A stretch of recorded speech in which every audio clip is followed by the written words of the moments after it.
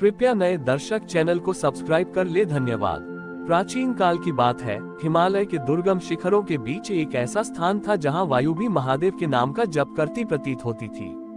वहां सोमदत्त नाम का एक वृद्ध भक्त रहता था, जिसकी आंखों की ज्योति तो धुंधली पड़ चुकी थी, लेकिन उसके अंतर्मन में शिव के प्रति अटूट विश्वास का प्रकाश जगमगा रहा था।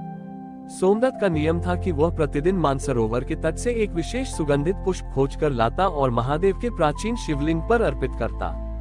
एक बार भारी हिमपात हुआ और चारों ओर बर्फ की मोटी चादर बिछ गई। सोमदत्त के लिए मार्ग पहचानना असंभव हो गया। फिर भी वह अपने शिव की सेवा के लिए घर से निकल पड़ा।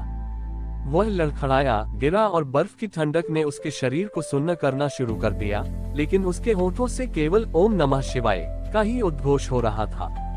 तभी उसे आभास हुआ कि कोई कोमल हाथ उसे सहारा दे रहा है। जब उसने अपनी धुंधली आंखों से देखने का प्रयास किया, तो उसे एक साधारण सा चरवाहा दिखाई दिया, जिसके गले में एक भस्म की माला थी।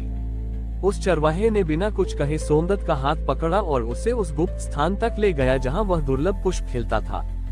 पुष्प अर्पित करने के बाद जब सोमदत्त ने उस चरवाहे को धन्यवाद देने के लिए मुड़कर देखा, तो वहां कोई नहीं था।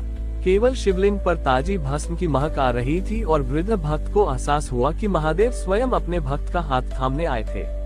उस दिन के बाद से उस स्थान का नाम भक्त रक्षक शिखर पड़ गया, जहां आज भी माना जाता है कि महादेव अपने भक्तों की पुकार सुनकर किसी न किसी रूप में प्रकट हो जाते हैं। शिव की महिमा अनंत है। वे कैलाश पर रहकर भी अपने भक्त के हृदय की एक सूक्ष्म पुकार को अनसुना नहीं करते और उनकी भक्ति ही संसार का सबसे बड़ा सत्य है। सोमन के समर्पण की चर्चा धीरे धीरे जंगल की सीमाओं को लांघकर नगरों तक जा पहुंची। अश्रु योजक चिन्हेश्वर महादेव की महिमा सुनकर एक बहुत बड़ा विद्वान पंडित, जिसे अपनी शास्त्र विद्या पर अत्यधिक गर्व था, उस निर्जन स्थान पर पहुंचा। पंडित ने जब देखा कि एक साधारण व्याध शिवलिंग के पास बैठा है और बिना किसी मंत्रोच्चार के बस एकटक महादेव को निहार रहा है, तो उसे बहुत बुरा लगा। उसने सोमन को झिड़कते हुए कहा कि अरे मूर्ख, तू अशुद्ध अवस्था में महादेव के समीप बैठा है। तुझे न तो रुद्राष्टाध्याय आती है और न ही षोडशोपचार पूजन का ज्ञान। तेरी यह अनपढ़ भक्ति महादेव को प्रसन्न नहीं बल्कि रुष्ट करेगी। सोमन डर गया और रोते हुए पीछे हट गया। पंडित ने बड़े विधि विधान से गंगाजल और मंत्रों के साथ पूजा शुरू की, लेकिन जैसे ही उन्होंने शिवलिंग पर जल चढ़ाया, वह जल अचानक रक्त के समान लाल हो गया। पंडित घबरा गए और उन्हें लगा कि शायद कोई अपशकुन हुआ है। तभी आकाशवाणी हुई कि हे विद्वान, तूने मेरी पूजा तो की, पर मेरे उस भक्त का अपमान किया जिसकी आंखों के आंसू मेरे लिए किसी भी मंत्र से अधिक पवित्र थे। महादेव की वाणी गूंजी कि शास्त्र कंठ में होते हैं, पर भक्ति हृदय में होती है। तूने जल तो चढ़ाया, पर तेरा अहंकार साथ रहा, जबकि सोमन ने अपना सर्वस्व अर्पण कर दिया था। पंडित का गर्व चूर चूर हो गया और उन्होंने सोमन के चरणों में गिरकर क्षमा मांगी। उसी क्षण शिवलिंग से फिर वही शीतल प्रकाश निकला और सोमन को आभास हुआ कि महादेव उसे अपने पास बुला रहे हैं।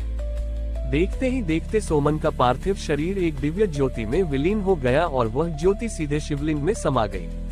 पंडित ने समझा कि वास्तविक मुक्ति का मार्ग ज्ञान नहीं, बल्कि वह प्रेम है जिसमें भक्त और भगवान के बीच का अंतर समाप्त हो जाता है।